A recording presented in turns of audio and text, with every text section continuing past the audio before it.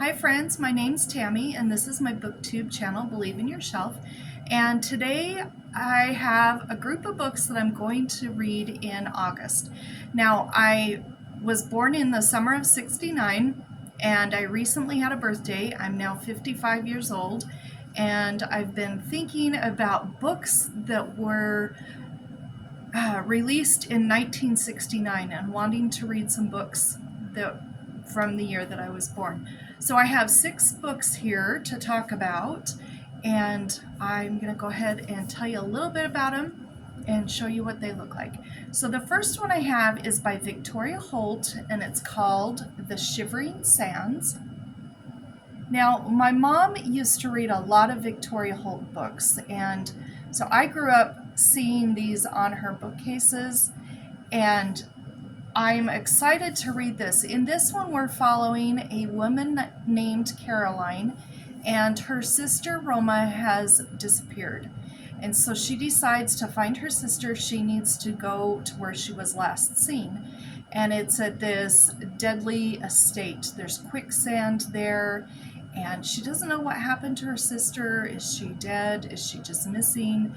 And the more time she spends there, I like this sentence. No matter where Caroline turns, the ground she walks on is dangerous, and the closer she comes to unraveling the truth, the closer she comes to sharing her sister's fate. And I think this will be a great book to read in the summertime. So I'll be reading this in August. The next book I'm going to read is another book that I saw on my mom's shelf my whole life growing up, and it's by Phyllis Whitney. She loved Phyllis Whitney books, and I've read quite a few. I've probably read this one, but it was probably back in the early 90s when I read it, if I read it. It's called The Winter People, and that's a picture of what it looks like, the cover.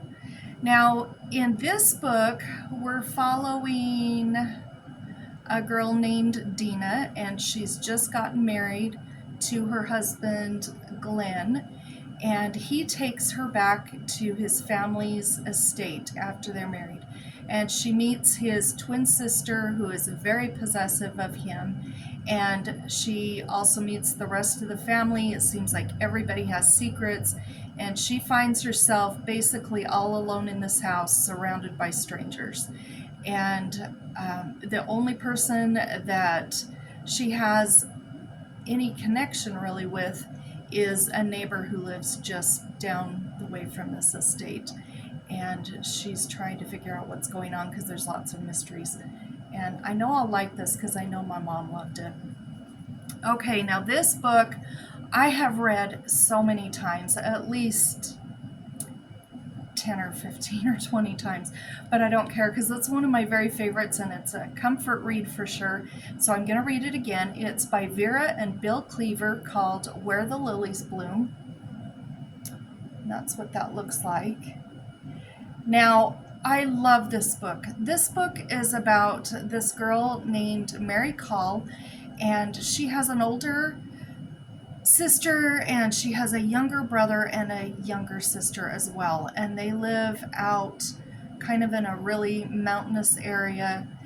And her mom has passed away, and everybody knows her mom has passed away, but her dad is really sick, and she knows if anybody finds out, well, her dad does die at the beginning of the book, and she knows if anybody finds out that her father has passed away, they're all going to be split up and the family will fall apart. And she's told her dad that she will do everything she can to keep her siblings and her together.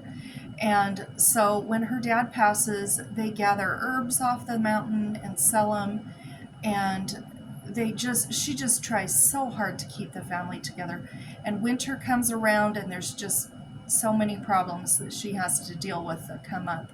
And there is there's a sequel to this called Trial Valley, and I like it a lot too. I've only read it 3 or 4 times maybe, but it is not nearly as good as this. There's also a DVD or a movie. This was made into a movie in the, I believe, late 70s or maybe even the early 80s, and I have the DVD and I like to watch it too. It follows the book really quite nicely.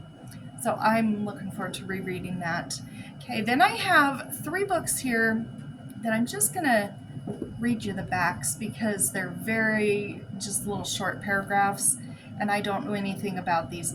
The first one is by Emilie Loring and it's called Love with Honor, and that's the cover of that one. And this is her book that was published in 1969. And this says, May and December, faced with the grim prospect of supporting an invalid sister, vital, attractive Randy Scott impulsively marries her boss, a man twice her age. Randy had no sooner married when she met the young, handsome love of her life. Love of Honor is a zesty romance of poverty and wealth, youth and age, in which Randy's dilemma is resolved with heartbreak, excitement, courage, and lasting love. And this author was one of my mom's very favorite authors when she was in her early 20s, and I did a video where I hauled her entire series. I can link that below if you'd like to see that and see what other books.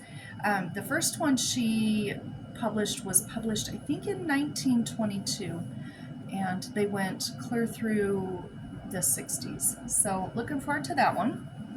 Then I've got two Harlequin romances from 1969. This first one's called Falcons Keep by Henrietta Reid.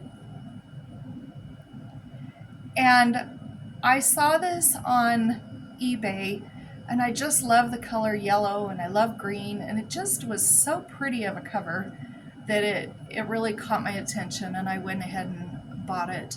And it says, in his old age, the eccentric Nicholas Kendrick advertised for distant relatives with the intention of inviting them to spend prolonged periods at his home, Falcons Keep. When Jenny answered the advertisement, the old family lawyer warned her about the old man's heir, Luke Kendrick. At least as far as Luke is concerned, these guests are not entirely welcome. But Jenny, who wanted desperately to get away from her work in a private hotel, decided to go. So I think that one will be a lot of fun. And the last book that I have that is published in 1969, and trust me, I scanned all of my shelves. I only have the 6, but this is called The Red Cliffs by Eleanor Farnes.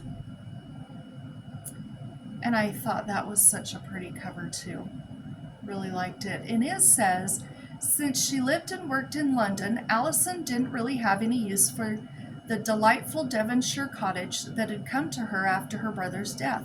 But as soon as she met the detestable, overbearing Neil Edgerton, who seemed to think he had some claim on the place as well, she determined to go to any lengths to stop him getting his hands on it.